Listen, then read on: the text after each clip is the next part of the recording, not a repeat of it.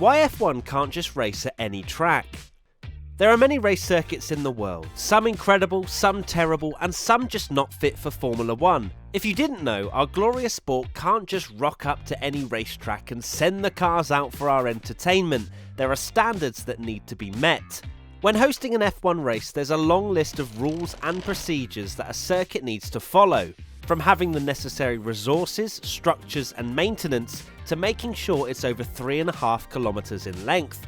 Apart from if you're Monaco and you get a free pass for being, well, Monaco. As the FIA is responsible for many motor racing series, they have categorised circuits from grades 1 to 6. Grade 1 is needed to host an F1 race. If you're a new circuit, you'll need to submit a chunky document about all your plans to your country's national sporting authority, which will hopefully approve it and pass it on to the FIA. After doing that, the FIA will charge a fee to inspect the circuit and do a project study, and if they find anything they think needs to be changed, they'll recommend it.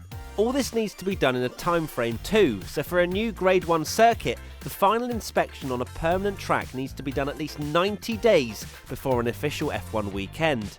So what is inspected? Well, firstly, the actual layout. We already know that ovals are kind of a no-go, but in terms of how you wish to organise the shape of the track, you can do as you wish. The FIA might take a look at your plan and suggest practical changes, or if they think a slight tweak could produce even better racing. Clearly they forgot to do this for such places as Abu Dhabi and Russia. However, neither F1, FOM or Liberty Media control the construction of a new circuit. The maximum permitted length for a straight section of the track is 2 kilometres for the circuit itself. There is also the recommendation that no new circuit should exceed 7 kilometres. Existing tracks on the F1 calendar, like the fan favourite Spa-Francorchamps, measure 7.004 kilometres and is one of the best on the calendar, so it's likely to be slightly flexible. It's probably more a hint that the FIA won't be approving another 25-kilometre long circuit that F1 raced on for the 1957 Pescara Grand Prix. There are also some other important rules to follow. New permanent circuits should have a track width of at least 12 metres, with changes to this being as gradual as possible.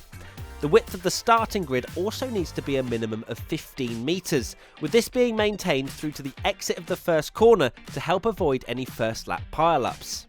In terms of the actual starting grid, there are stricter rules. Yes, it gets even stricter. There should be at least 8 metres between grid boxes for Formula 1, with 6 metres needed for other series. It's also preferred that there's at least 250 metres between the start and the first corner.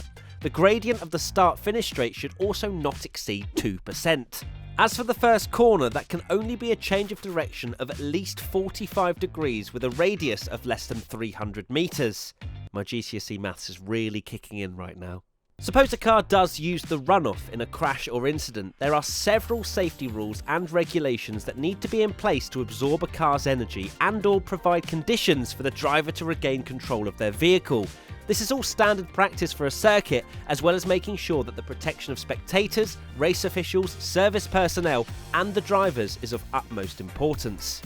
If you're hosting an event like F1, which sometimes can have an excess of 200,000 spectators in pre-pandemic times, you need to make sure there's enough space to accommodate the fans, in addition to the F1 circus itself.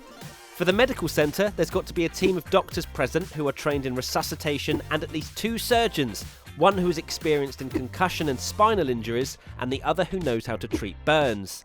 There must be a good understanding of English, as well as a fully stocked medical kit, and all members of the medical team must be proficient in dealing with patients who have trauma. Capacity for timing rooms, race control, media centres and marshal posts all need to be considered too, plus the actual paddock and pit lane.